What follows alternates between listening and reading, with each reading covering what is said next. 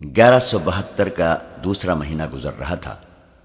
شوبک کا قلعہ تو سر ہو چکا تھا، لیکن شہر میں ابھی بدنظمی اور افراتفری تھی۔ عیسائی اپنے کنبوں سمیت وہاں سے بھاگنے کی کوشش کر رہے تھے، کچھ بھاگ بھی گئے تھے۔ انہیں ڈر یہ محسوس ہو رہا تھا کہ جس طرح انہوں نے شوبک کے مسلمان باشندوں پر ظلم و تشدد کر رکھا تھا، اسی طرح اب مسلمان ان کا جینا حرام کر دیں گے۔ اس انتقامی کارروائی سے وہ اتنے خوفزدہ ہوئے کہ انہوں نے جب اپنی فوج کو قلعے سے بھاگتے سلطان ایوبی کے تیر اندازوں کے تیروں سے مرتے اور ہتھیار ڈالتے دیکھا تو بال بچوں کو لے کر گھروں سے نکلنے لگے۔ مسلمان سپاہ نے انہیں جانے نہیں دیا تھا۔ سالاروں اور کمانداروں نے اپنے طور پر حکم دے دیا تھا کہ شہر سے کسی شہری کو کہیں جانے نہ دیا جائے۔ چنانچہ سپاہی بھاگنے والے عیسائیوں کو ریگستان کے دور دراز راستوں، گوشوں اور ٹیلوں کے علاقوں سے روک روک کر واپس بھیج رہے تھے۔ یہ لوگ دراصل اپنے اور اپنے حکمرانوں کے گناہوں کی سزا سے بھاگ رہے تھے۔ انہوں نے یہاں کے مسلمانوں کو کیڑے مکوڑے بنا رکھا تھا۔ مسلمانوں کا کیمپ اس کا منہ بولتا ثبوت تھا۔ سلطان ایوبی کو اس کیمپ کا علم تھا۔ وہ شوبک میں داخل ہوتے ہی اس کیمپ میں پہنچا اور ایک اندازے کے مطابق وہاں 2000 کے قریب مسلمان قید تھے۔ یہ 2000 لاشیں تھیں۔ ان سے مویشیوں کی طرح کام لیا جاتا تھا۔ ان سے غلاظت تک اٹھوائی جاتی تھی۔ ان میں بہت سے ایسے بھی تھے جو یہاں جوانی میں لائے گئے تھے اور بوڑھے ہو چلے تھے۔ وہ بھول گئے تھے کہ وہ انسان ہیں۔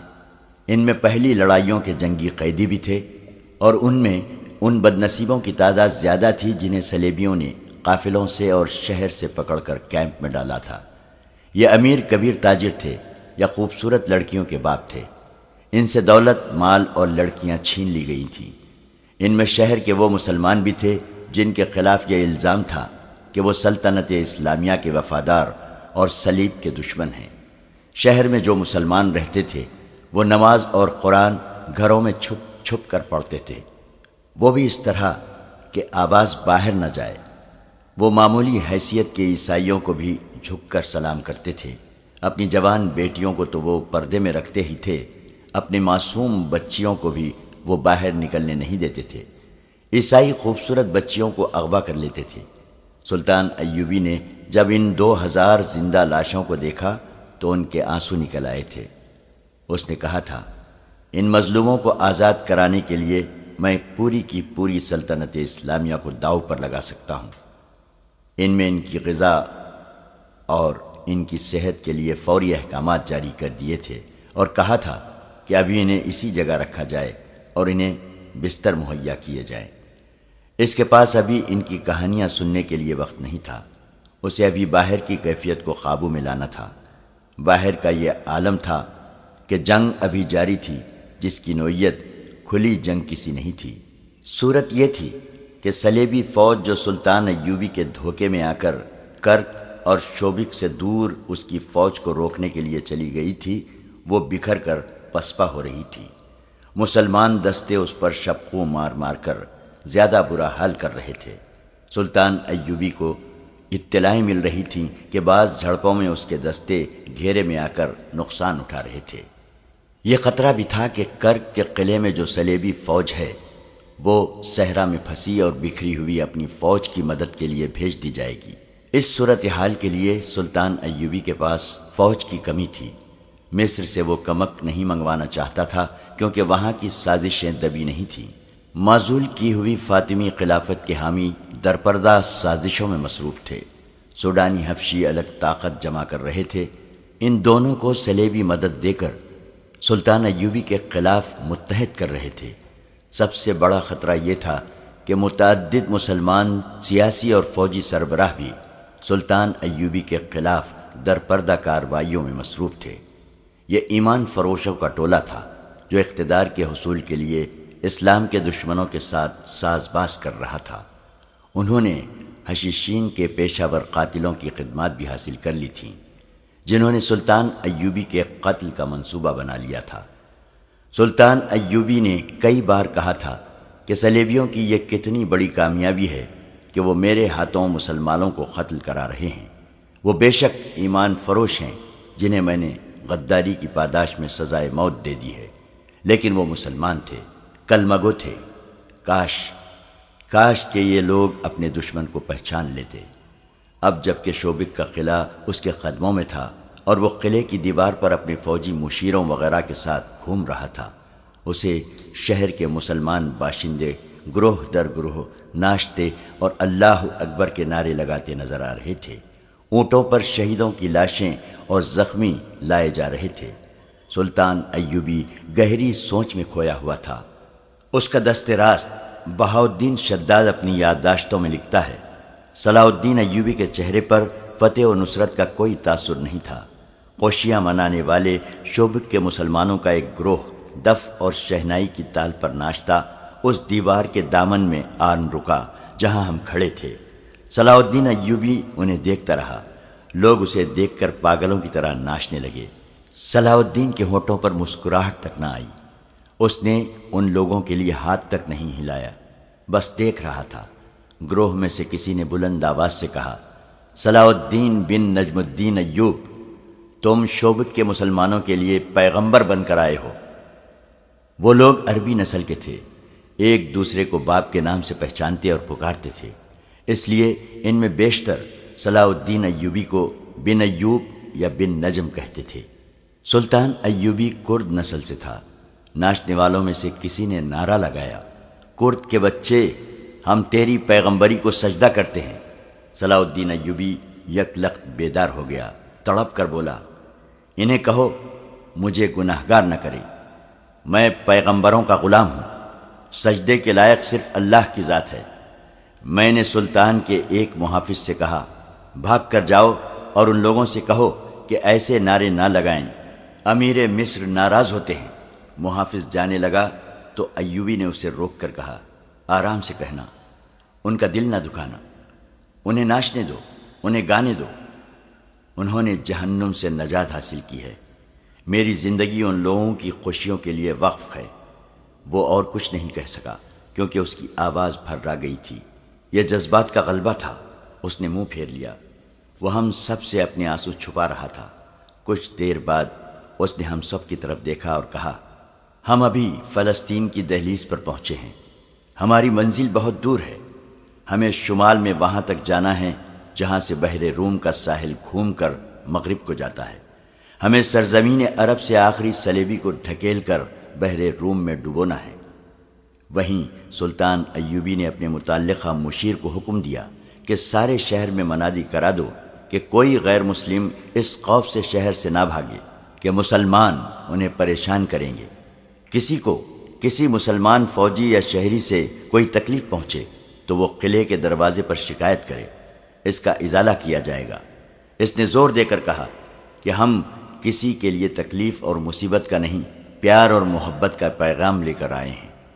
اگر کسی نے اسلامی حکومت کے خلاف کوئی بات یا حرکت کی تو اسے اسلامی قانون کے تحت سزا دی جائے گی جو بہت سخت ہوگی، اور یاد رکھو کہ اسلامی قانون سے نہ کوئی غیر مسلم بچ سکتا ہے اور نہ مسلمان۔ اس کے ساتھ ہی اس نے حکم دیا کہ شہر میں اگر کوئی صلیبی فوجی یا جاسوس چھپا ہوا ہے یا اسے کسی نے اپنے گھر میں پناہ دے رکھی ہے تو وہ فوراً اپنے آپ کو مسلمان فوج کے حوالے کر دے۔ سلطان ایوبی کی فوج قلعے کی ایک دیوار توڑ کر اندر گئی تھی۔ اس نے حکم دے رکھا تھا کہ قلعے کے اس حصے پر فوراً قبضہ کیا جائے جہاں صلیبیوں کے محکمہ جاسوسی کا مرکز تھا۔ اس کے جاسوسوں نے اس سے اس مرکز کے متعلق بہت سی معلومات دی تھیں اور رہنمائی بھی کی تھی، مگر صلیبی اتنے اناڑی نہیں تھے۔ انہوں نے سب سے پہلے اسی حصے کو خالی کیا اور دستاویزات نکال لیے گئے تھے۔ ان کی جاسوسی کا سربراہ ہرمن اور اس کے دیگر ماہرین وہاں سے غائب ہو چکے تھے۔ البتہ 8 لڑکیاں پکڑی گئی تھیں جو علی بن سفیان کے حوالے کر دی گئی تھیں۔ وہ ان سے معلومات لے رہا تھا۔ ان لڑکیوں نے بتایا تھا کہ کم و بیش 20 لڑکیاں وہاں سے نکل گئی ہیں۔ وہ سب اپنے طور پر بھاگی تھیں۔ ان کے ساتھ کوئی مرد نہیں تھا۔ مرد جاسوس بھی نکل گئے تھے۔ ان 8 لڑکیوں میں سے ایک نے اپنی ساتھی لڑکی لفظینہ کے متعلق بتایا تھا کہ اس نے ایک مسلمان فوجی حدید کو قلعے سے فرار کرا کے خودکشی کر لی تھی۔ شوبک میں امن اور شہری انتظامات بحال کرنے کی سرگرمیاں تھیں اور کرک میں شوبک پر حملے اور اسے سلطان ایوبی سے چھڑانے کی اسکیمیں بن رہی تھیں، لیکن صلیبی حملے کے لیے اتنی جلدی تیار نہیں ہو سکتے تھے جتنا وہ سمجھتے تھے۔ ان کے سامنے پہلا سوال تو یہ تھا کہ ان کے عالم جاسوس نے بڑی پکی اطلاع دی تھی کہ سلطان ایوبی کرک پر حملہ کرے گا۔ اس کی فوجیں کرک کی طرف ہی آ رہی تھیں۔ ان کے قاہرہ کے جاسوسوں نے بھی ناقابل تردید اطلاعیں دی تھیں کہ سلطان ایوبی کی فوج کرک پر حملہ کرے گی، جس کی کمان وہ خود کرے گا، مگر آدھے راستے سے اس کی فوجوں نے رخ بدل دیا اور ایسی چالیں چلی کہ صلیبی فوج جو مسلمانوں کو روکنے کے لیے گئی تھی، شب خونوں کی زد میں آ گئی اور سلطان ایوبی نے کرک سے اتنی زیادہ دور شوبک پر حملہ کر دیا۔ یہ سوال ایک کانفرنس میں پیش کیا گیا تھا جس میں صلیبی فوج کے اعلیٰ افسر اور صلیبی حکمران موجود تھے۔ ان کے محکمہ جاسوسی کا سربراہ جرمن نژاد ہرمن اور عالم جاسوس جسے سلطان ایوبی نے قاہرہ سے گرفتار کر کے رہا کر دیا تھا، ملزموں کی حیثیت سے کانفرنس میں پیش کیے گئے۔ عالم جاسوس شوبک کے قلعے سے بھاگنے میں کامیاب ہو گیا تھا۔ اسے کانفرنس میں ہتھکڑیوں میں پیش کیا گیا تھا۔ اس پر الزام یہ تھا کہ اس نے غلط اطلاع دے کر مسلمانوں کو فائدہ پہنچایا اور ان کی فتح کا باعث بنا۔ اس نے ایک بار پھر بیان دیا کہ اسے یہ اطلاع کس طرح ملی تھی کہ سلطان ایوبی کرک پر حملہ کرے گا۔ اس نے یہ بھی کہا کہ اگر اس کی اطلاع میں کوئی شک تھا تو متعلقہ محکمے کو اس کے مطابق عمل نہیں کرنا چاہیے تھا۔ اس کے لیے اس بیان پر ہرمن سے پوچھا گیا کہ اس نے جاسوسی کے ماہر کی حیثیت سے کیوں تسلیم کر لیا تھا کہ اس جاسوس کی لائی ہوئی اطلاع بالکل صحیح ہے۔ مجھے اس ضمن میں بہت کچھ کہنا ہے، ہرمن نے کہا۔ میں یہ دعویٰ کر سکتا ہوں کہ میں جاسوسی اور سراغ رسانی کا ماہر ہوں، مگر کئی مواقع ایسے آئے ہیں جن میں میری مہارت اور میرے جاسوسوں کی محنت اور قربانی کو نظر انداز کر دیا گیا۔ اس کا نتیجہ یہ ہوا کہ میری مہارت فوج کی مرکزی کمان کے حکم یا کسی بادشاہ کے حکم کی نظر ہو گئی۔ اس کانفرنس میں 3 حکمران موجود ہیں اور ان کی متحدہ کمان کے اعلیٰ کمانڈر بھی موجود ہیں، اور جبکہ ہم اتنی بڑی شکست سے دوچار ہوئے ہیں جس میں شوبک جیسا قلعہ ہاتھ سے نکل گیا ہے، اس کے ساتھ میلوں وسیع علاقے پر مسلمانوں کا قبضہ ہو گیا ہے، سال بھر کی رسد اور دیگر ساز و سامان دشمن کے ہاتھ لگا ہے، اور شوبک کی پوری آبادی مسلمانوں کی غلام ہو گئی ہے۔ میں آپ کی خامیاں اور احمقانہ حرکتیں آپ کے سامنے رکھنا اپنا فرض سمجھتا ہوں، اور میں آپ سب کو بصد احترام یاد دلاتا ہوں کہ ہم نے صلیب پر حلف اٹھایا ہے کہ صلیب کے وقار کے لیے اپنا آپ قربان کر دیں گے۔ اگر آپ میں سے کسی کے ذاتی وقار کو ٹھیس پہنچے تو اسے صلیب کا وقار پیش نظر رکھنا چاہیے۔ ہرمن کی حیثیت ایسی تھی کہ کونارڈ، گے آف لوزینیان اور شاہ اگسٹس جیسے قصر بادشاہ بھی اس کی بات رد کرنے کی جرت نہیں کرتے تھے۔ جاسوسی کا تمام تر نظام اس کے ہاتھ میں تھا، ان میں تباہ کار جاسوس بھی تھے۔ ہرمن کسی بھی حکمران کو خفیہ طریقے سے قتل کرانے کی ہمت اور اہلیت رکھتا تھا۔ اسے اجازت دے دی گئی کہ وہ اپنا تجزیہ پیش کرے۔ میں یہ سمجھنے سے قاصر ہوں کہ دشمن کے راز معلوم کرنے کے لیے اور اس کی کردار کشی کے لیے صرف لڑکیوں پر کیوں بھروسہ کیا جا رہا ہے؟ اس نے پوچھا۔ اس لیے کہ عورت انسان کی بہت بڑی کمزوری ہے، کسی حکمران نے کہا۔ کردار کشی کا بہترین ذریعہ عورت ہے، خواہ وہ تحریر میں ہو یا گوشت پوشت کی صورت میں ہو۔ کیا تم اس سے انکار کر سکتے ہو کہ عرب میں بہت سے مسلمان عمرا، قلعے داروں اور وزراء کو ہم نے عورت کے ہاتھوں اپنا غلام بنا لیا ہے؟ لیکن آپ یہ نہیں سوچ رہے ہیں کہ اس وقت مسلمانوں کی حکومت فوج کے ہاتھ میں ہے، ہرمن نے کہا۔ ان کا خلیفہ اپنا حکم نہیں منوا سکتا، فوجی امور میں اس کا کوئی عمل دخل نہیں۔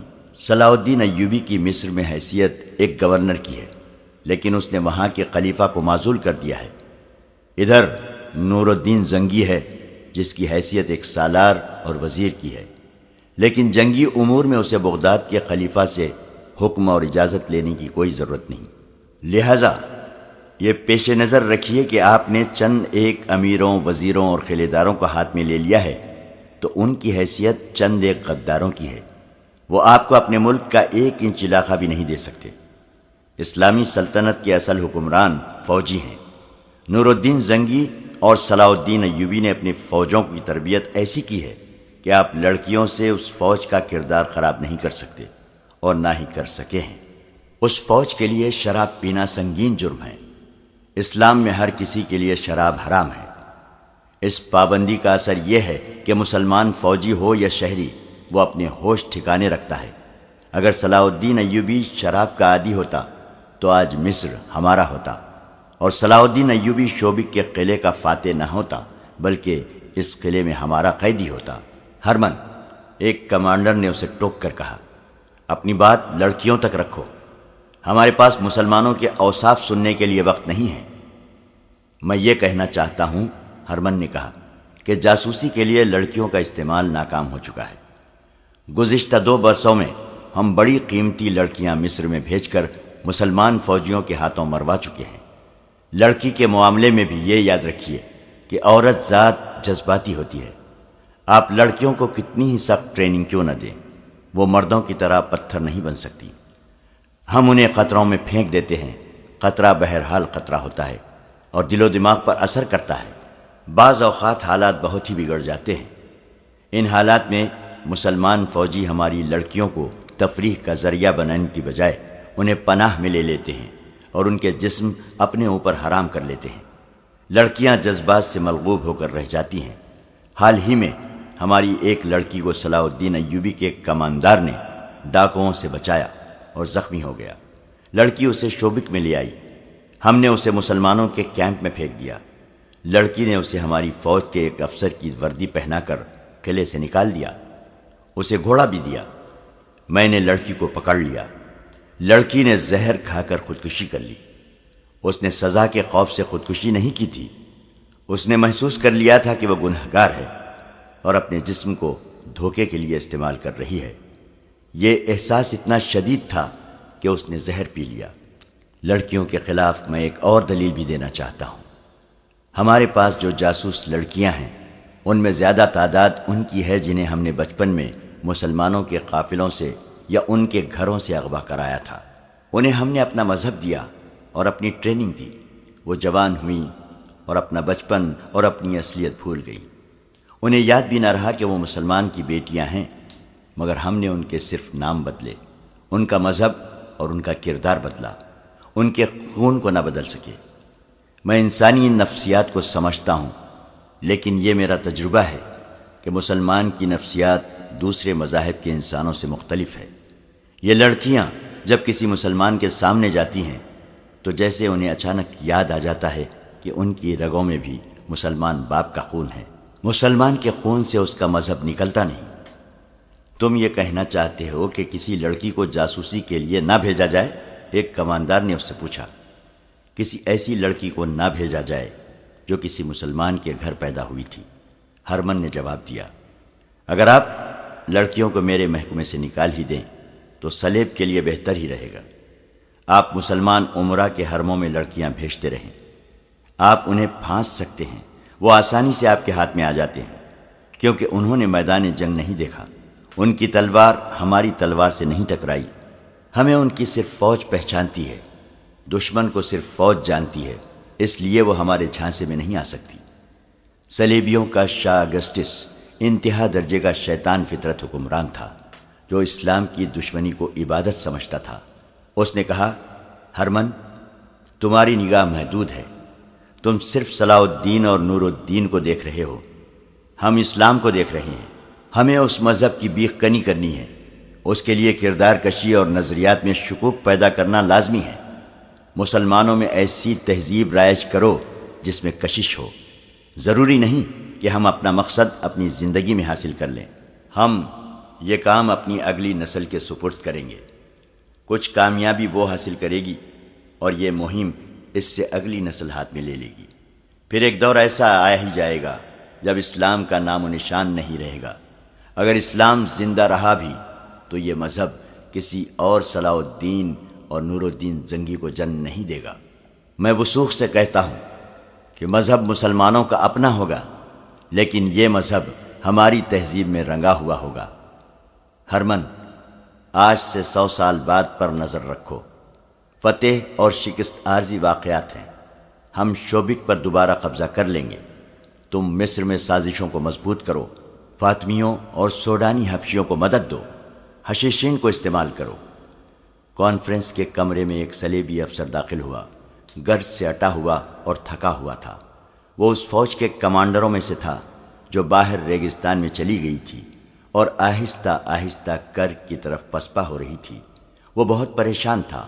اس نے کہا، فوج کی حالت اچھی نہیں۔ میں یہ تجویز لے کے آیا ہوں کہ کرک کی تمام تر فوج کے ساتھ کافی کمک ملا کر شوبک پر حملہ کر دیا جائے اور مسلمانوں کو مجبور کیا جائے کہ وہ آمنے سامنے کی جنگ لڑیں۔ اس وقت جنگ کی کیفیت یہ ہے کہ ہمارے دستے مرکزی کمان کے حکم کے مطابق کرک کی طرف پیچھے ہٹ رہے ہیں۔ مسلمانوں کے شبخون مارنے والے دستے تھوڑی سی نفری سے رات کو عقبی حصے پر شبخون مارتے اور غائب ہو جاتے ہیں۔ دن کے وقت ان کے تیر انداز چند ایک تیر برسا کر نقصان کرتے اور غائب ہو جاتے ہیں۔ وہ نشانے گھوڑے یا اونٹ کو بناتے ہیں۔ جس جانور کو تیر لگتا ہے وہ بھگدڑ مچا دیتا ہے۔ اسے دیکھ کر دوسرے گھوڑے اور اونٹ بھی ڈرتے ہیں اور بے قابو ہو جاتے ہیں۔ ہم نے رک کر ادھر ادھر کے دستے اکٹھے کیے اور جوابی حملے کرنے کی کوشش کی، لیکن مسلمان آمنے سامنے نہیں آتے۔ ہمارے کچھ دستوں کو انہوں نے صرف اس لیے مارا ہے کہ مسلمان انہیں اپنی مرضی کے میدان میں لے جا کر لڑاتے ہیں۔ سپاہ میں لڑنے کا جذبہ مان پڑ گیا ہے۔ جذبے کو بیدار کرنے کے لیے ضروری ہے کہ ایک شدید جوابی حملہ کیا جائے۔ اس مسئلے پر بحث شروع ہو گئی۔ صلیبیوں کے لیے مشکل یہ پیدا ہو گئی تھی کہ ان کی فوج کا بڑا حصہ، جسے بہترین لڑاکا سمجھا جاتا تھا، کرک سے دور ریگزار میں بکھر گیا تھا۔ سلطان ایوبی کی چال کامیاب تھی۔ اس کے کماندار اور دستوں کے عہدیدار اس کی چال کو خوش اسلوبی سے عملی رنگ دے رہے تھے۔ وہ پانی پر قبضہ کر لیتے تھے، بلندیوں پر پہنچ جاتے تھے، ٹیلوں کے علاقوں میں گھات لگاتے تھے اور دن کے وقت اگر ہوا تیز ہو تو ہوا کے رخ سے حملہ کرتے تھے۔ اس سے یہ فائدہ ہوتا تھا کہ ہوا اور گھوڑوں کی اڑائی ہوئی ریت صلیبیوں کی آنکھوں میں پڑتی اور انہیں اندھا کرتی تھی۔ سلطان ایوبی کی نفری کافی نہیں تھی۔ مورخ لکھتے ہیں کہ صلیبی حملہ کر دیتے تو سلطان ایوبی کے پاس اتنی نفری نہیں تھی کہ وہ شوبک کو بچا سکتا۔ اس نے جنگی فہم و فراست سے کام لیا اور صلیبیوں پر اپنا رعب قائم کر دیا تھا۔ شوبک کے شمال مشرق میں صلیبیوں کی قاسی فوج بیکار بیٹھی تھی۔ اسے اس ڈر سے واپس نہیں بلایا جا رہا تھا کہ نور الدین زنگی سلطان ایوبی کو کمک بھیج دے گا۔ صلیبی حکمران اور کمانڈر کرک کے قلعے میں بیٹھے ہوئے پیچ و تاب کھا رہے تھے۔ شوبک میں ایوبی کو یہ مسئلہ پریشان کر رہا تھا کہ صلیبیوں نے حملہ کر دیا تو وہ کس طرح روکے گا۔ اس نے عیسائیوں کے بھیس میں اپنے جاسوس کرک بھیجوا دیے تھے تاکہ صلیبیوں کے عزائم اور منصوبوں سے آگاہ کرتے رہیں۔ اس نے ایسا انتظام کر رکھا تھا کہ اسے محاذ کی خبریں تیزی سے مل رہی تھیں۔ اس نے شوبک سے اور گرد و نواح کے علاقے سے فوج کے لیے بھرتی شروع کر دی اور حکم دیا کہ قلعے میں فوری طور پر ان کی ٹریننگ شروع کر دی جائے۔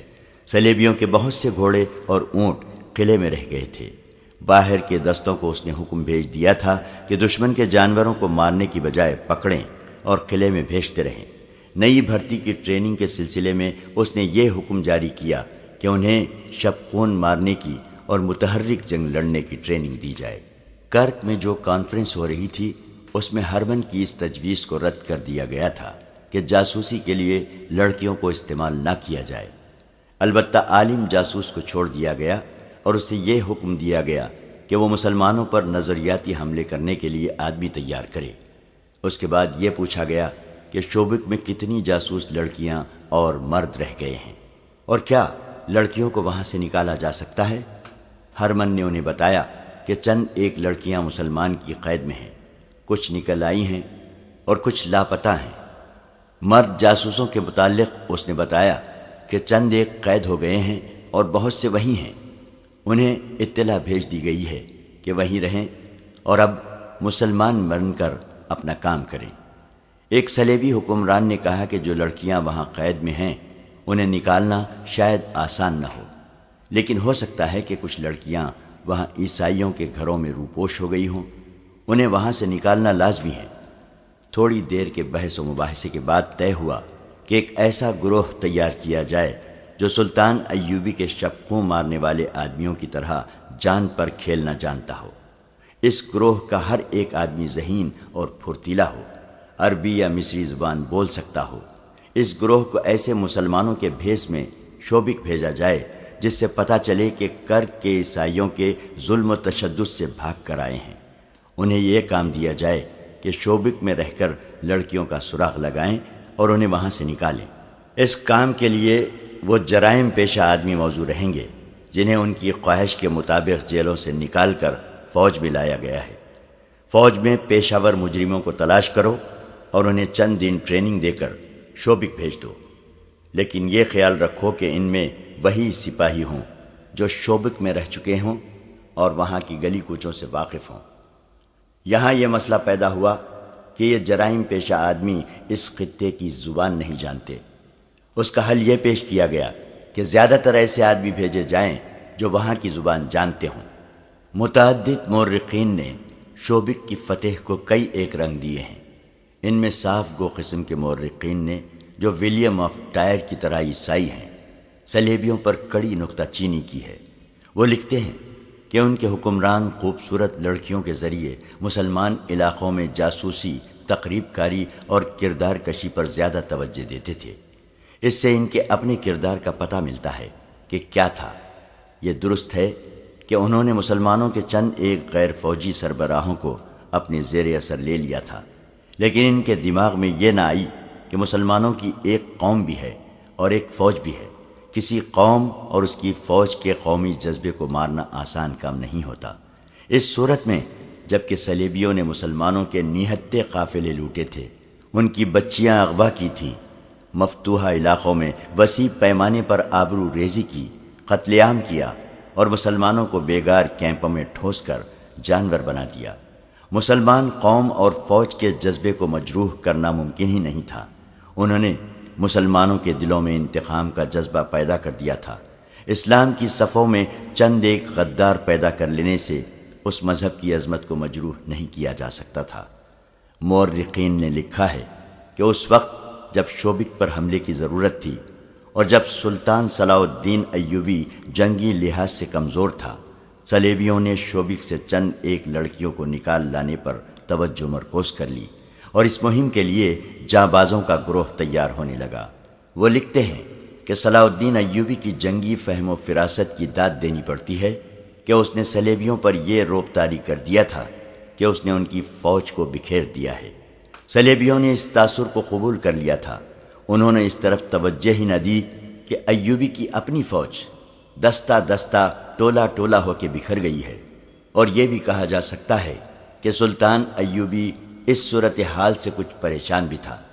اس کے مشیر خاص شداد نے اس کی جس پریشانی کا ذکر کیا ہے وہ یہی ہو سکتی ہے کہ اس کے دستے صلیبیوں کے تعاقب میں بکھر گئے تھے۔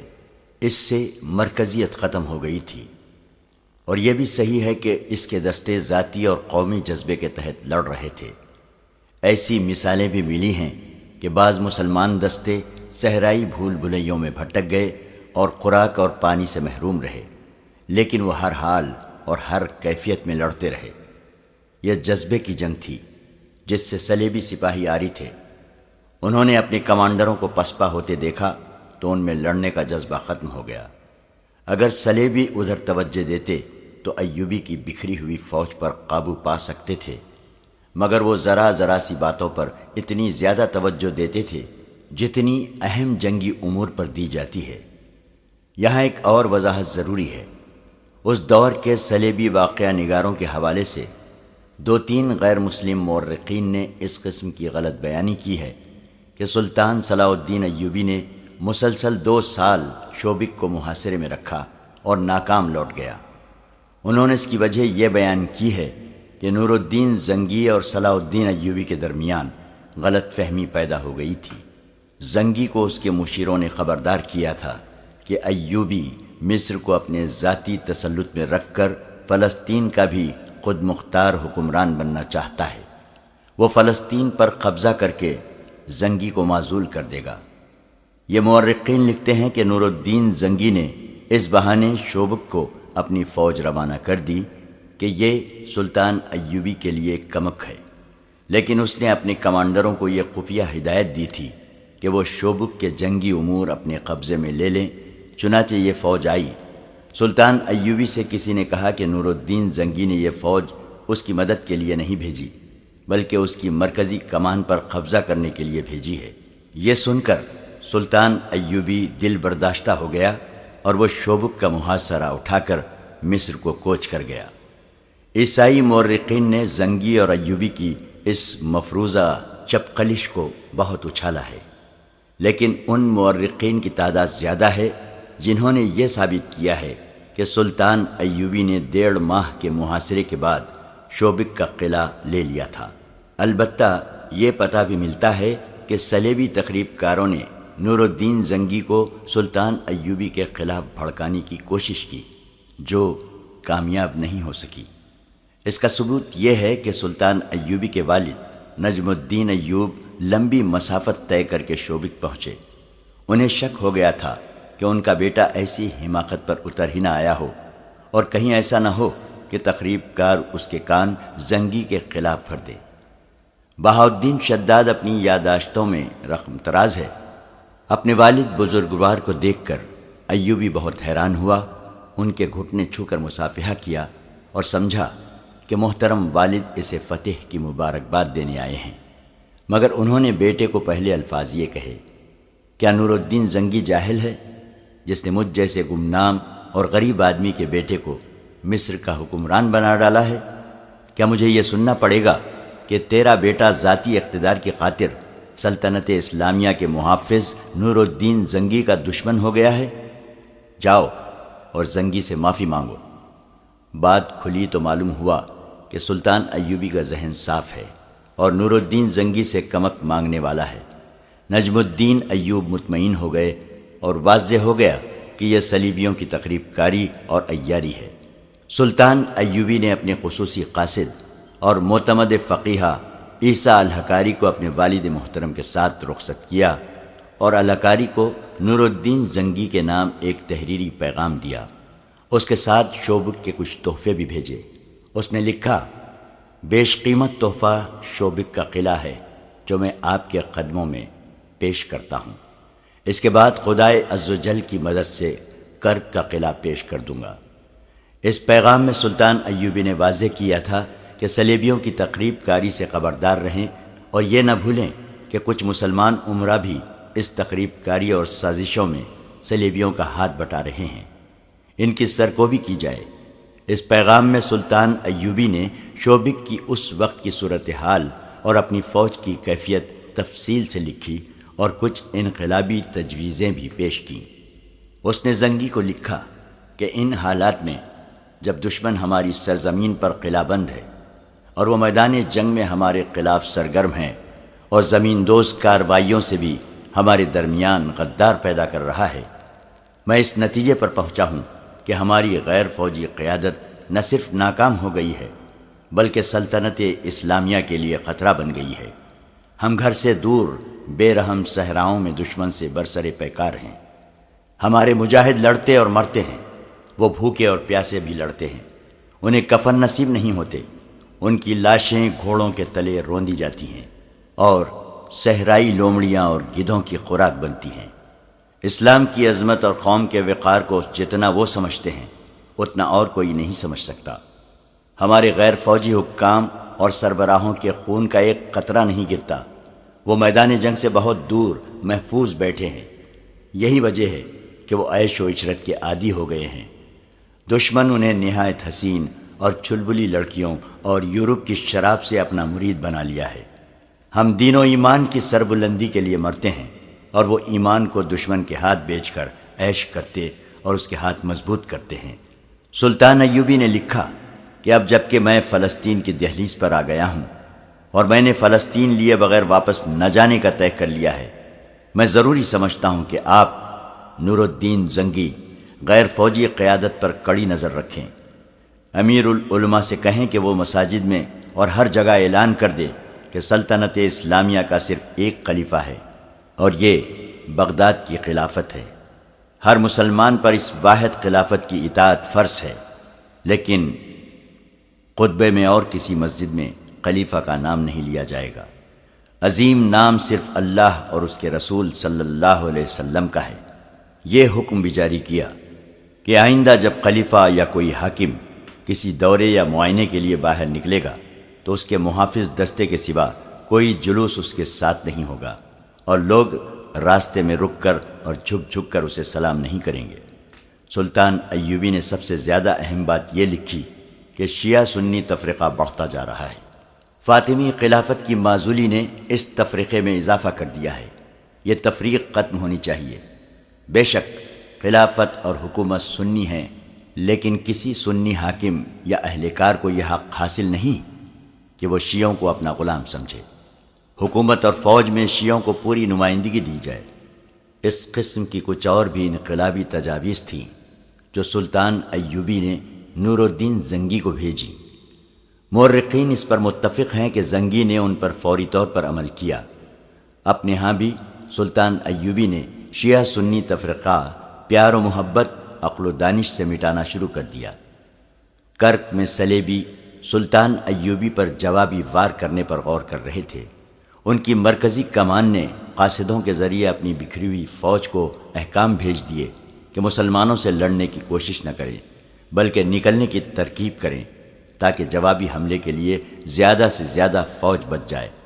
ان احکام کے ساتھ ہی انہوں نے 40 جابازوں کا ایک گروہ تیار کر لیا جسے مظلوم مسلمانوں کے بحروپ میں شوبک میں داخل ہوا اور لڑکیوں کو وہاں سے نکالنا تھا۔ صلیبی حکمرانوں نے اس خیال سے کہ سلطان ایوبی مصر سے غیر حاضر ہے وہاں اپنے تقریب کاروں میں اضافہ کرنے کا بھی فیصلہ کر لیا۔ وہ سوڈانیوں اور فاطمیوں کو جلد از جلد متحد کر کے قاہرہ پر قبضہ کرنا چاہتے تھے۔ شوبک اور کرک کے درمیانی علاقے میں بہت خون بہہ رہا تھا۔ وہ سارا علاقہ ہموار ریگستان نہیں تھا۔ کئی جگہوں پر مٹی اور ریتیلی سلوں کے ٹیلے تھے اور کہیں ریت کی گول گول ٹیکریاں تھیں جن میں کوئی داخل ہو جائے تو باہر نکلنے کا راستہ نہیں ملتا تھا۔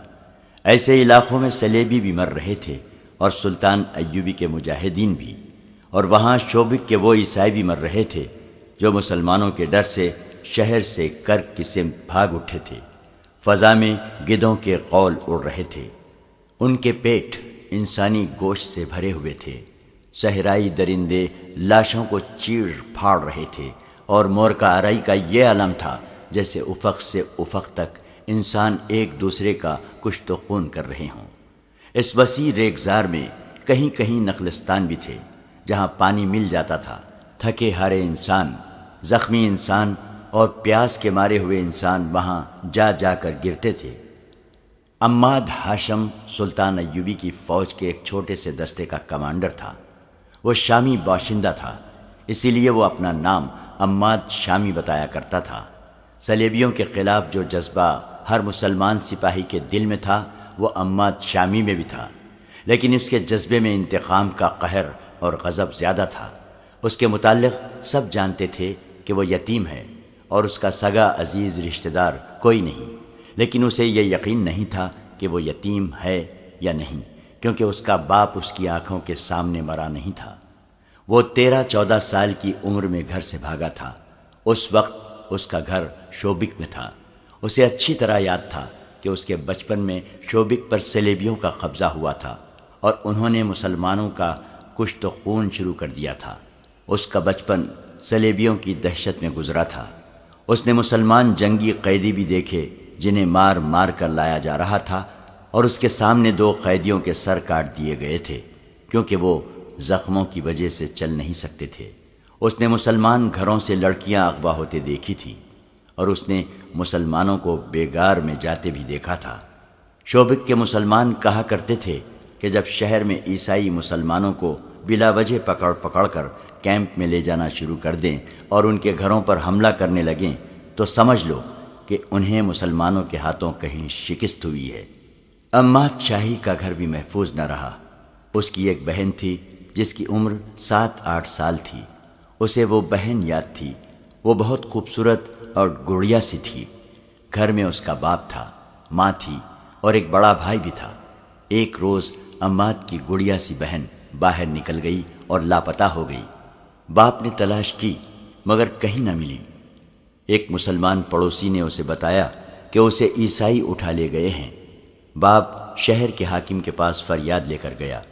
جو ہی اس نے بتایا کہ وہ مسلمان ہے، حاکم اس پر برس پڑا اور اس پر الزام عائد کیا کہ وہ حکمران قوم پر اتنا گھٹیا الزام تھوپ رہا ہے۔ گھر آ کر باپ نے اور عماد کے بڑے بھائی نے عیسائیوں کے خلاف شور شرابہ کیا۔ اس کا نتیجہ یہ ہوا کہ رات کو ان کے گھر حملہ ہوا۔ عماد نے اپنی ماں اور بڑے بھائی کو قتل ہوتے دیکھا۔ وہ باہر بھاگ گیا اور ایک مسلمان کے گھر جا چھپا۔ اس کے بعد وہ اپنے گھر نہیں گیا، کیونکہ اس مسلمان نے اس ڈر سے اسے باہر نہیں نکلنے دیا کہ عیسائی اسے بھی قتل کر دیں گے۔ تھوڑے دنوں بعد اس مسلمان نے اسے ایک اور آدمی کے حوالے کر دیا، جو اسے چوری چھپے شہر سے باہر لے گیا۔ صبح کے وقت وہ ایک قافلے کے ساتھ جا رہا تھا۔ بہت دنوں کی مسافت کے بعد وہ شام پہنچا۔ وہاں اسے ایک امیر کبیر تاجر کے گھر نوکری مل گئی۔ اب اس کی یہی زندگی تھی کہ نوکری کرے اور زندہ رہے۔ وہ ذہنی طور پر بالغ اور بیدار ہو گیا۔ یہ انتقام کا جذبہ تھا۔ اسی جذبے کے زیر اثر اسے فوجی اچھے لگتے تھے۔ اس نے تاجر کی نوکری چھوڑ کر کسی فوجی حاکم کے گھر میں نوکری کر لی۔ عماد نے اسے بتایا کہ اس پر کیا بیتی ہے اور یہ بھی بتایا کہ وہ فوج میں بھرتی ہونا چاہتا ہے۔ اس حاکم نے اس کی پرورش کی اور 16 سال کی عمر میں اسے شام کی فوج میں بھرتی کرا دیا۔ وہ انتقام کے لیے بے تاب تھا۔ اسے 3-4 معرکوں میں شریک ہونے کا موقع ملا، جن میں اس کے جوہر سامنے آ گئے۔ 11-12 سال بعد اسے اس فوج کے ساتھ مصر روانہ کر دیا گیا جو نور الدین زنگی نے سلطان ایوبی کی مدد کے لیے بھیجی تھی۔ 2 سال مصر میں گزر گئے۔ پھر خدا نے اس کی یہ مراد بھی پوری کی کہ وہ شوبک پر حملہ کرنے والی فوج کے ساتھ گیا، لیکن اسے اس فوج میں رکھا گیا جسے ریگزار میں صلیبیوں کی فوج پر حملے کرنے تھے۔ وہاں وہ صلیبیوں کے لیے قہر بنا ہوا تھا۔ اس کا چھاپا مار سوار دستہ مشہور ہو گیا تھا۔ عماد شامی اپنے سواروں کو ساتھ لیے صحرا میں صلیبیوں کی مشک لیتا پھرتا اور بھیڑیوں اور چیتوں کی طرح ان پر چھپٹتا تھا، مگر ان کے سینے میں جو آگ لگی ہوئی تھی وہ سرد نہیں ہوتی تھی۔ 1 ماہ بعد اس کے دستے میں کل 4 سوار رہ گئے تھے، باقی سب شہید ہو گئے۔ ایک رات اس نے ان 4 سواروں سے صلیبیوں کے کم و بیش 50 افراد کے دستے پر حملہ کر دیا۔ وہ سارا دن چھپ چھپ کر اس کا پیچھا کرتا رہا۔ دن کے وقت وہ 4 سپاہیوں سے 50 سپاہیوں پر حملہ نہیں کر سکتا تھا۔ ان کے تعاقب میں وہ بہت دور نکل گیا۔ رات کو صلیبی رک گئے اور انہوں نے پڑاؤ کیا، لیکن بہت سے سنتری بیدار رکھے۔ عماد نے آدھی رات کے وقت گھوڑوں کو ایڑ لگائی اور سوئے ہوئے صلیبیوں کے درمیان سے اس طرح گزرا کہ برچھی سے دائیں بائیں وار کرتا گیا۔ اس کے 4 جابازوں کا بھی یہی انداز تھا۔ انہیں جو ہلتی چیز نظر آئی اس پر برچھیوں اور تلواروں سے وار کرتے ہوئے اندھیرے میں غائب ہو گئے۔ کئی سوئے ہوئے صلیبی ان کے گھوڑوں تلے روندے گئے۔ سنتریوں نے تاریکی میں تیر چلائے جو خطا گئے۔ آگے جا کر عماد نے اپنے جانباز سواروں کو روکا اور انہیں وہاں سے آہستہ آہستہ پیچھے لایا۔ اس نے یہ بھی نہ سوچا کہ دشمن بیدار ہو چکا ہے۔ وہ گھوڑ سواروں کو پھر قریب لے گیا اور ایڑ لگانے کا حکم دے دیا۔ اندھیرے میں اسے سائے سے گھومتے پھرتے نظر آ رہے تھے۔ 5 گھوڑے سر پر دوڑتے ان کے درمیان سے گزرے، مگر اب وہ دشمن پر وار کر کے آگے گئے تو وہ 5 کی بجائے 3 تھے۔ 2 کو صلیبی تیر اندازوں نے گرا دیا تھا۔ عماد کا خون اور زیادہ جوش میں آ گیا۔ اس نے اپنے مجاہدوں سے کہا، ابھی انتقام لیں گے۔ یہ اس کی حماقت تھی۔ اس نے اپنے دونوں مجاہدوں کو موڑا اور صلیبیوں کے قریب آہستہ آہستہ آ کر حملے کا حکم دے دیا۔ اب تو گھوڑے بھی تھک گئے تھے اور دشمن پوری طرح بیدار ہو گیا تھا۔ اس حملے کا نتیجہ یہ ہوا کہ عماد اکیلا رہ گیا۔ اب کہ وہ دشمن میں سے نکلا تو اس کے ساتھ اپنے 2 ساتھیوں کی بجائے 2 صلیبی تھے جو اس کا تعاقب کر رہے تھے۔ اندھیرے میں اس نے انہیں ان کی للکار سے پہچانا، ورنہ وہ انہیں اپنے ساتھی سمجھ رہا تھا۔ وہ اس کے سر پر پہنچ گئے۔ انہوں نے اس پر تلواروں سے حملہ کیا۔ اس کے پاس لمبی برچھی تھی۔ دوڑتے گھوڑے سے اس نے دونوں کا مقابلہ کیا۔ گھوڑا گھما گھما کر آمنے سامنے آ کر معرکہ لڑا۔ لڑائی خاصی لمبی ہو گئی اور وہ دور ہٹتے چلے گئے۔ آخر عماد نے دونوں صلیبیوں کو مار لیا اور دونوں کے گھوڑے شوبک بھیجنے کے لیے پکڑ لیے۔ ان کی تلواریں بھی لے لی، مگر اسے یہ خیال نہ رہا کہ کہاں تک جا پہنچا ہے۔ اس نے گھوڑے کو اور اپنے آپ کو آرام دینے کے لیے ایک جگہ قیام کیا، لیکن وہ سونے سے ڈرتا تھا، کیونکہ کسی بھی وقت اور کہیں بھی وہ دشمن کے نرغے میں آ سکتا تھا۔ اس نے رات جاگتے گزار دی۔ ستارے دیکھ کر اس نے یہ معلوم کر لیا کہ شوبک کس طرف اور کرک کس طرف ہے، اور اسے صحرا میں کون سی جگہ جانا ہے جہاں اسے اپنا کوئی دستہ مل جائے گا۔ صبح ہوتے ہی وہ چل پڑا۔ وہ صحراؤں میں جنا پلا تھا، بھٹکنے کا کوئی خطرہ نہیں تھا۔ وہ تجربے کار چھاپا مار تھا، خطرے کو دور سے سونگھنے کی اہلیت رکھتا تھا۔ اسے دور دور سلیبی 4 یا 5 کی ٹولیوں میں جاتے نظر آئے۔ اگر اس کے پاس 2 فالتو گھوڑے نہ ہوتے تو کسی ٹولی پر حملہ کر دیتا۔ وہ بچتا بچاتا اپنی راہ چلتا گیا۔ راستے میں اسے کئی جگہ گھوڑوں اور اونٹوں کے مردار اور سلیبی سپاہیوں کی لاشیں پڑی نظر آئیں، جنہیں گدھ اور لومڑیاں کھا رہی تھیں۔ ان میں اس کے اپنے ساتھیوں کی لاشیں بھی ہوں گی۔ وہ چلتا گیا اور سورج افق پر چلا گیا۔ آگے ٹیلوں کا علاقہ آ گیا، جس میں سے راستے ہر چند قدم پر گھومتے تھے۔ یہاں ڈر تھا کہ سلیبیوں کی کوئی ٹولی رات کے لیے قیام کرے گی۔ وہ سورج غروب ہونے سے پہلے وہاں سے نکل جانا چاہتا تھا۔ یہ ڈر بھی تھا کہ کسی ٹیلے پر کوئی تیر انداز نہ بیٹھا ہو۔ وہ ہر طرف اور اوپر دیکھتا چلتا گیا۔ آگے راستہ 2 ٹیلوں کے درمیان سے مڑتا تھا۔ وہاں سے وہ مڑا تو اچانک اسے کسی کے دوڑتے قدموں کی آہٹ سنائی دی۔ کوئی آدمی 7 والے ٹیلے کے پیچھے چھپ گیا تھا۔ اس نے گھوڑے کی باگ کو جھٹکا دیا اور ایڑ لگائی۔ تیز رفتار سے وہ ٹیلے کے پیچھے گیا تو آگے راستہ ایک اور ٹیلے نے بند کر رکھا تھا۔ یہ جگہ ایک وسیع کھڈ بنی ہوئی تھی۔ اماس سے کوئی 20 قدم دور میلے کچیلے سے چوغے والا ایک آدمی ہاتھوں اور گھٹنوں کے بل ٹیلے پر چڑھنے کی کوشش کر رہا تھا۔ اماد کی طرف اس کی پیٹھ تھی۔ اس آدمی کا سر ڈھکا ہوا تھا۔ وہ آدمی نہتہ معلوم ہوتا تھا۔ اماد نے اسے للکارا، مگر وہ ٹیلے پر چڑھنے کی کوشش کرتا رہا۔ ٹیلا مشکل قسم کا تھا۔ اماد آگے چلا گیا۔ اس آدمی نے ایک کوشش اور کی، مگر کہیں ہاتھ پاؤں نہ جما سکا۔ وہ نڈھال ہو چکا تھا۔ ٹیلے سے اس کی گرفت ڈھیلی ہو گئی اور وہ لڑکتا ہوا اماد کے گھوڑے کے قدموں میں آن پڑا۔ اس کے سر سے چوغے کی اوڑھنی والا حصہ اتر گیا۔ اماد یہ دیکھ کر حیران رہ گیا کہ وہ ایک جوان لڑکی تھی، اور خوبصورت اتنی جو اس نے پہلے کبھی نہیں دیکھی تھی۔ اماد گھوڑے سے اترا۔ لڑکی خوفزدہ تھی۔ اس کی رہی سہی قوت بھی خوف نے ختم کر دی۔ وہ اٹھی مگر بیٹھ گئی۔ اماد نے اس سے پوچھا کہ وہ کون ہے۔ اس نے جواب دیا، پانی پلاؤ۔ اماد نے ایک گھوڑے سے پانی کی چھاگل کھول کر اسے دے دی۔ اس نے بےتابی سے پانی پیا اور اس کی آنکھیں بند ہونے لگیں۔ اماد نے اسے کھانے کے لیے کچھ دیا۔ جو اس کے پیٹ میں گیا تو اس کے چہرے پر زندگی کے آثار نظر آنے لگے۔ اماد نے اس سے کہا، مجھ سے ڈرو نہیں، بتاؤ کون ہو؟ شوبک سے اپنے خاندان کے ساتھ چلی تھی۔ اس نے تھکی ہاری زبان میں کہا، سب مارے گئے ہیں، میں اکیلی رہ گئی ہوں۔ مسلمانوں نے راستے میں حملہ کر دیا تھا۔ مجھے سچ کیوں نہیں بتا دیتی کہ تم کون ہو؟ اماد نے کہا، تم نے جو کچھ کہا ہے جھوٹ کہا ہے۔ جھوٹ ہی صحیح، اس نے خوفزدہ لہجے میں کہا، مجھ پر رحم کرو اور مجھے کرک تک پہنچا دو۔ شوبک تک؟ اماد نے کہا، میں تمہیں شوبک لے جا سکتا ہوں، کرک نہیں۔ تم دیکھ رہی ہو کہ میں مسلمان ہوں۔ میں راستے میں عیسائی فوج کے ہاتھوں مرنا نہیں چاہتا۔ پھر مجھے ایک گھوڑا دے دو۔ لڑکی نے کہا، میں لڑکی ہوں، اگر راستے میں کسی کے قبضے میں آ گئی تو جانتے ہو کہ میرا انجام کیا ہوگا۔ میں تمہیں گھوڑا بھی نہیں دے سکتا، تمہیں یہاں سے اکیلے روانہ بھی نہیں کر سکتا۔ اماد نے کہا، یہ میرا فرض ہے کہ تمہیں اپنے ساتھ شوبک لے جاؤں۔ وہاں مجھے کس کے حوالے کرو گے؟ اپنے حاکموں کے حوالے کروں گا، اماد نے کہا، اور اس سے تسلی دی، تمہارے ساتھ وہ سلوک نہیں ہوگا جس کا تمہیں ڈر ہے۔ لڑکی کرک جانے کی ضد کر رہی تھی۔ اماد نے اسے بتایا کہ انہیں حکم ملا ہے کہ شوبک کے کسی بھی عیسائی باشندے کو وہاں سے بھاگنے نہ دیا جائے۔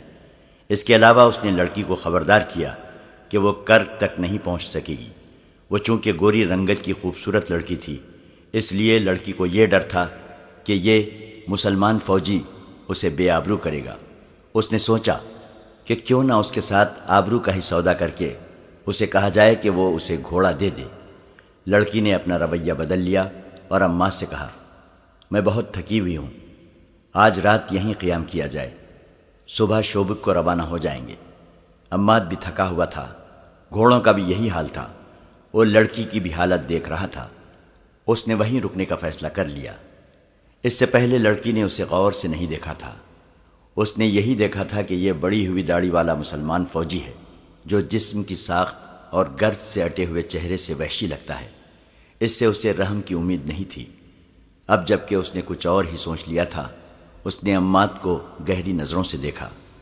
اس وقت عماد بھی اسے گہری نظروں سے دیکھ رہا تھا اور سوچ رہا تھا کہ اس قدر حسین لڑکی کا اس صحرا میں اکیلے رہ جانا، جہاں صلیبی اور اسلامی سپاہی لمبے عرصے سے بھوکے بھیڑیوں کی طرح بھاگتے دوڑتے پھر رہے ہیں، اس کے لیے کتنا خطرناک ہے۔ اور یہ بھی ہو سکتا ہے کہ اس لڑکی پر سپاہی یا کماندار آپس میں ہی لڑ مرے۔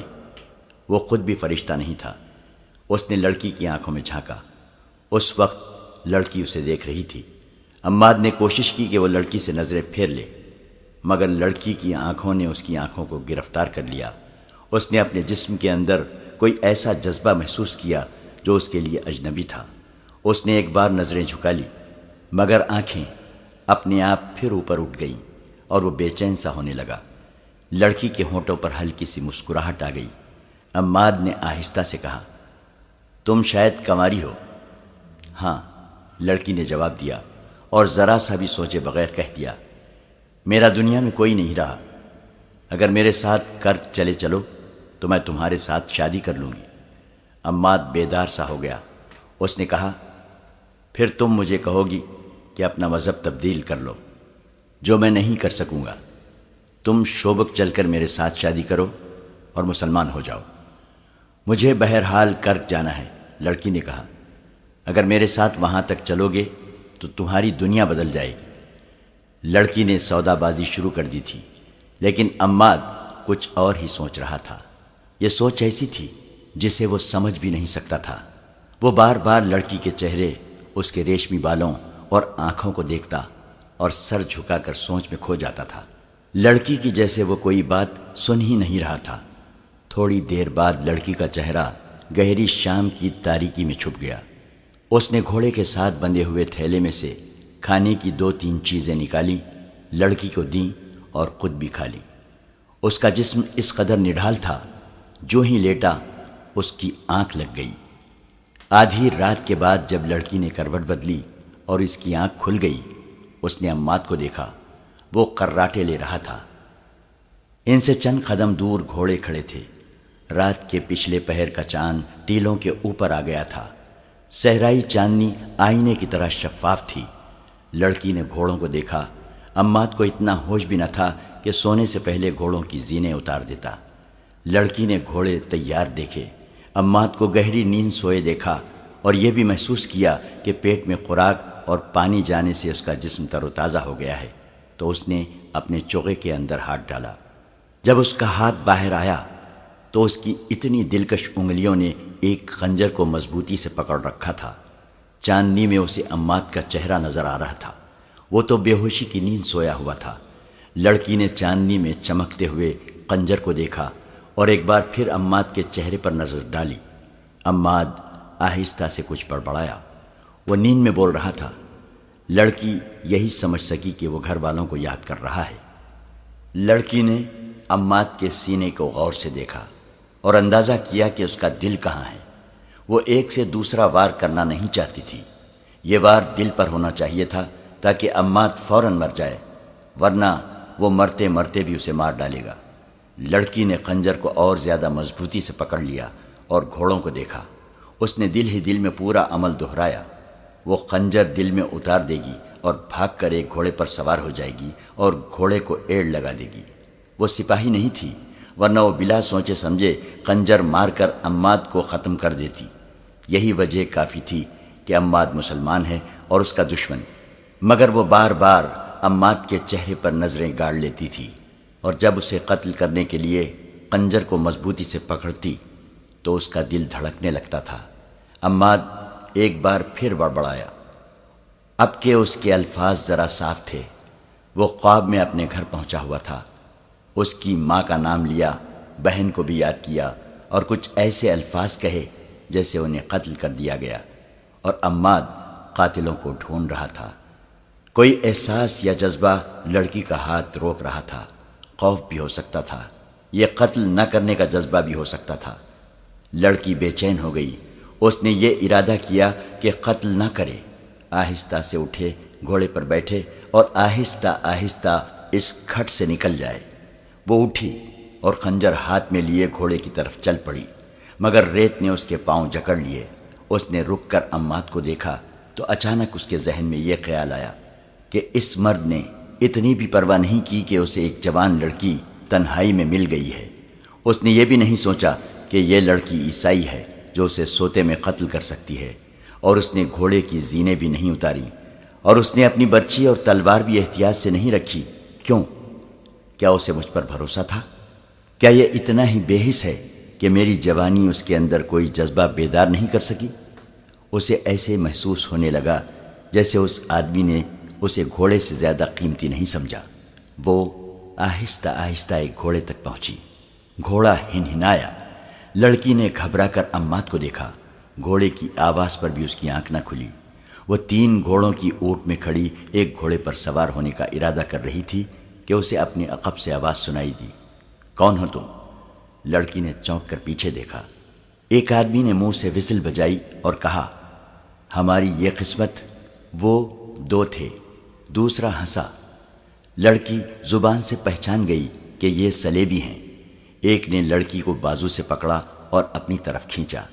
لڑکی نے کہا، میں سلیبی ہوں۔ دونوں آدمی ہنس پڑے اور ایک نے کہا، پھر تم سالم ہماری ہو۔ آؤ ذرا ٹھہرو اور میری بات سنو۔ اس نے کہا، میں شوبک سے فرار ہو کر آئی ہوں۔ میرا نام ایونا ہے۔ میں جاسوسی کے شعبے کی ہوں، کرک جا رہی ہوں۔ وہ دیکھو، ایک مسلمان سپاہی سویا ہوا ہے۔ اس نے مجھے پکڑ لیا تھا، میں اسے سوتا چھوڑ کر بھاگ رہی ہوں۔ میری مدد کرو، یہ گھوڑے سنبھالو اور مجھے کرک پہنچاؤ۔ اس نے انہیں اچھی طرح سمجھایا کہ وہ سلیبی فوج کے لیے کتنی قیمتی اور کارآمد لڑکی ہے۔ ایک سلیبی نے اسے وحشیوں کی طرح بازوؤں میں جکڑ لیا اور کہا، جہاں کہو گی پہنچا دیں گے۔ دوسرے نے ایک بیہودہ بات کہہ دی اور دونوں اسے ایک طرف کو دھکیلنے لگے۔ وہ سلیبی فوج کے پیادہ سپاہی تھے جو مسلمان چھاپا ماروں سے بھاگتے پھر رہے تھے۔ رات وہ چھپ کر ذرا آرام کرنا چاہتے تھے۔ ایسی خوبصورت لڑکی نے انہیں حیوان بنا دیا۔ لڑکی نے جب دیکھا کہ انہیں سلیب کا بھی کوئی خیال نہیں تو اس نے اس امید پر بلند آواز سے بولنا شروع کر دیا کہ عماد جاگ اٹھے گا۔ اسے سپاہیوں نے گھسیٹنا شروع کر دیا۔ اچانک ایک نے گھبرائی ہوئی آواز میں اپنے ساتھی کا نام لے کر کہا، بچو، مگر اس نے بچنے سے پہلے ہی عماد کی برچی اس کے پیٹھ میں اتر چکی تھی۔ دوسرے نے تلوار سونت لی۔ اس وقت لڑکی نے دیکھا کہ اس کے ہاتھ میں خنجر ہے۔ اس نے خنجر سلیبی سپاہی کے پہلو میں گھونپ دیا۔ ایک کے بعد دیگرے 2 اور وار کیے اور چلا چلا کر کہا، تمہیں زندہ رہنے کا کوئی حق نہیں، تم سلیب کے نام پر غلیظ داغ ہو۔ جب دونوں سلیبی ٹھنڈے ہو گئے تو لڑکی بے قابو ہو کر رونے لگی۔ عماد نے اسے بہلایا اور کہا، اب یہاں رکنا ٹھیک نہیں، ہو سکتا ہے زیادہ سپاہی ادھر آ نکلے، ہم ابھی شوبک کو روانہ ہو جاتے ہیں۔ اس نے لڑکی سے پوچھا، انہوں نے تمہیں جگایا تھا؟ نہیں، لڑکی نے جواب دیا، میں جاگ رہی تھی اور گھوڑوں کے پاس کھڑی تھی۔ وہاں کیوں؟ گھوڑے پر سوار ہو کر بھاگنے کے لیے، لڑکی نے اعتراف کرتے ہوئے کہا، میں تمہارے ساتھ نہیں جانا چاہتی تھی۔ تم نے خنجر کہاں سے لیا ہے؟ میرے پاس تھا، لڑکی نے جواب دیا، میں نے پہلے ہی ہاتھ میں لے رکھا تھا۔ پہلے ہی ہاتھ میں کیوں لے رکھا تھا؟ عماد نے پوچھا۔ شاید اس لیے کہ میں جاگ اٹھوں تو تم مجھے قتل کر دو۔ لڑکی نے جواب نہ دیا، عماد کو دیکھتی رہی۔ کچھ دیر بعد بولی، میں تمہیں قتل کر کے بھاگنا چاہتی تھی، بیشتر اس کے کہ تم مجھے قتل کرو۔